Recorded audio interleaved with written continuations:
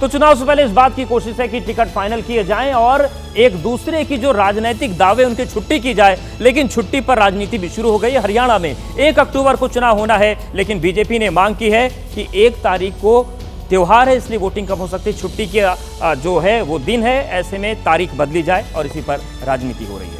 क्या आप अभी भी माता पिता बनने का सपना देख रहे हैं? अपोलो फर्टिलिटी के साथ अपने माता पिता बनने का सपना पूरा करें। मुफ्त परामर्श के लिए 9953-975-611 पर कॉल करें। हरियाणा में बीजेपी अध्यक्ष मोहन लाल बडोली ने चुनाव आयोग को एक पत्र लिखा है, जिसमें मतदान की तारीख बदलने की मांग की है। 1 अक्टूबर की मतदान की तारीख से पहले और बाद में कई छुट्टियां हैं, जिस वजह से कम मतदान हो सकता है, इसलिए स्थिति को बदल दिया जाना चाहिए। हरियाणा बीजेपी अध्यक्ष ने अपनी चिट्ठी में आगे जिक्र किया, 28 तारीख को शनिवार और 29 तारीख को रविवार है। 30 को बीच में सोमवार यानी कि वर्किंग डे है। 1 अक्टूबर मंगलवार को मतदान होगा, जबकि 2 अक्टूबर को गांधी जयंती की छुट्टी है, तो 3 अक्टूबर को अगस्तीन जयंती का अवकाश है। ऐसे में 6 दिन का लंबा वीकेंड होने के कारण लोग छुट्टियों पर जा सकते हैं। बीजेपी की चुनाव की तारीखों की बदलने की मांग पर कांग्रेस और दुष्यंत चौटाला ने सवाल उठा दिए। कांग्रेस नेता कुमारी सैलजा ने सोशल मीडिया एक्स पर लिखा, छुट्टी होना तय है, इसलिए छुट्टी का बहाना बना रहे हैं। 2019 में हरियाणा विधानसभा की सभी सीटों के लिए 21 अक्टूबर 2019 को वोट डाले गए थे। प्रधानमंत्री नरेंद्र मोदी आज महाराष्ट्र और राजस्थान के दौरे पर रहेंगे। महाराष्ट्र के जलगांव में लखपति दीदी संवाद कार्यक्रम में हिस्सा लेंगे। लखपति दीदियों से उनकी बातचीत होगी। पीएम मोदी आज 2 राज्यों के दौरे पर जाएंगे। सबसे पहले वो दिल्ली से महाराष्ट्र के जलगांव के लिए रवाना होंगे। जलगांव में सुबह 11:15 बजे लखपति दीदी सम्मेलन में हिस्सा लेंगे। पीएम मोदी इस कार्यक्रम में 11 लाख नई लखपति दीदियों को प्रमाण पत्र देंगे। इसके अलावा प्रधानमंत्री 2500 करोड़ रुपए का एक फंड जारी करेंगे, जिससे स्वयं सहायता समूह के लगभग 48 लाख सदस्यों को लाभ होगा। इस दौरान पीएम मोदी लखपति दीदियों से संवाद भी करेंगे। इसके बाद वो राजस्थान के जोधपुर के लिए रवाना हो जाएंगे और जोधपुर में राजस्थान हाई कोर्ट की स्थापना के प्लेटिनम जुबली समापन समारोह को मुख्य अतिथि के तौर पर संबोधित करेंगे। इसके अलावा प्रधानमंत्री राजस्थान उच्च न्यायालय संग्रहालय का उद्घाटन भी करेंगे। जानकारी के मुताबिक समारोह की अध्यक्षता सुप्रीम कोर्ट के चीफ जस्टिस DY चंद्रचूड़ करेंगे। सुरक्षा को लेकर पुलिस प्रशासन अलर्ट मोड पर है। चप्पे चप्पे पर पुलिस के जवान तैनात कर दिए गए हैं। इस कार्यक्रम में राजस्थान के मुख्यमंत्री भजन लाल शर्मा, केंद्रीय मंत्री अर्जुन राम मेघवाल भी मौजूद रहेंगे। जम्मू कश्मीर में 3 चरणों में विधानसभा चुनाव होने हैं। इनके बीच कांग्रेस और नेशनल कॉन्फ्रेंस एक साथ चुनाव लड़ेंगे, लेकिन एबीपी न्यूज से बातचीत में उमर अब्दुल्ला ने पीडीपी से गठबंधन को सिरे से नकार दिया है। जम्मू कश्मीर में मतदान की तारीख जैसे जैसे नजदीक आ रही है, सियासी गठजोड़ ने भी तेजी पकड़ ली है।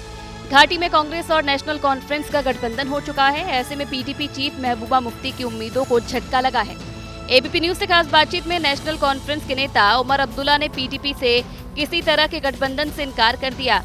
पार्लियामेंट इलेक्शन के बाद जितनी भी इंडिया ब्लॉक की मीटिंगें हुई, उसमें पीडीपी की शमूलियत नहीं रही। उमर अब्दुल्ला का ये बयान ऐसे समय में आया है जब महबूबा मुफ्ती ने गठबंधन के संकेत दिए थे। हालांकि नेशनल कॉन्फ्रेंस की कांग्रेस के साथ कई सीटों पर अभी बात नहीं बनी है।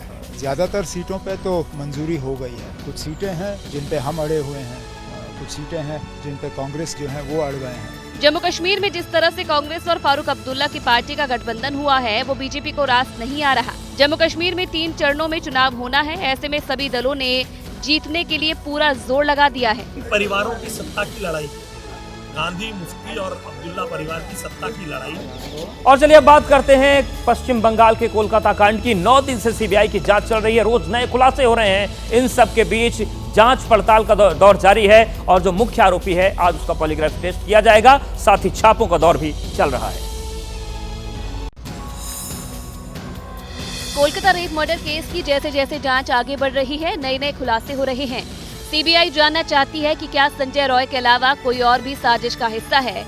ऐसे में सीबीआई अब पॉलीग्राफी टेस्ट करवा रही है। कोलकाता रेप मर्डर मामले में 6 लोगों का पॉलीग्राफी टेस्ट हुआ। इनमें आरजीकर अस्पताल के पूर्व प्रिंसिपल संदीप घोष के साथ ही 4 फेलो डॉक्टर, एक वॉलंटियर से सीबीआई दफ्तर में पूछताछ की गई। पॉलीग्राफी टेस्ट दिल्ली की सेंट्रल फॉरेंसिक टीम ने किया। मुख्य आरोपी संजय रॉय का पॉलीग्राफी टेस्ट आज होगा। कोलकाता कांड की कड़ियां जोड़ना सीबीआई के लिए बड़ा मिशन है, इसलिए पॉलीग्राफी टेस्ट किया गया। खास तौर से उन 4 डॉक्टरों का भी पॉलीग्राफ टेस्ट किया गया जिन्होंने वारदात वाली रात लेडी डॉक्टर के साथ डिनर किया था। पीड़िता के शरीर से लिए गए DNA, vaginal swab, blood postmortem report के बावजूद सीबीआई अभी किसी नतीजे तक नहीं पहुंची है, जिसे लेकर राजनीति भी होने लगी है। वहीं दूसरी ओर कोलकाता रेप मर्डर केस में आरोपी संजय रॉय की बाइक को सीबीआई ने जब्त कर लिया है। इसी बाइक से संजय रॉय घूमता था।